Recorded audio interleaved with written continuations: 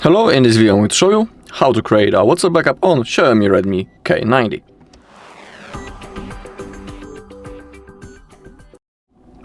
Okay, so let's launch our WhatsApp.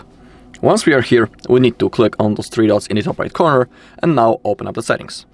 Now find Chats, scroll down a little and click on Chat Backup.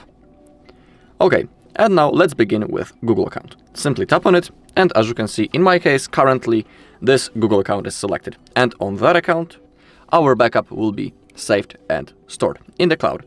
So for example, if you want to restore the backup later in the future, you'll need to be logged into the same Google account that you have selected right in here during the backup process. Of course, if you want, you can add another account. Down below, we have the automatic backups. Defaultly, this option is turned off.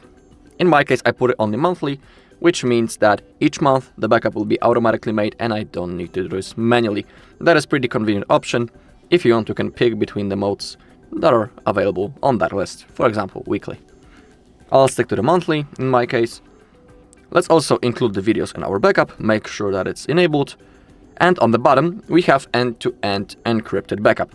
It's an extra security feature. It's not necessary to turn it on, but if you choose to create it, if you choose to turn it on, you'll be able to create a unique password that you'll need to type in the future in the moment when you want to restore your backup. But be aware that if you create that password and when you forget it, you won't be able to restore your chats. So if you choose to create it, simply don't forget the password. Otherwise, you won't be able to restore your backup.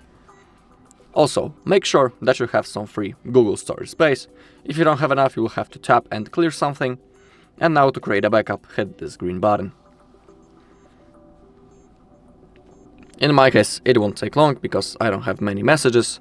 Alright, the process has finished. As we take a look on the last backup, we can see the hour. It's the same, so it's like a confirmation that everything went successfully. Down below, we can also see the size of our backup. Alright, and that's all in this video. Thank you all for watching. If you found this video helpful, please leave a like, comment, and subscribe.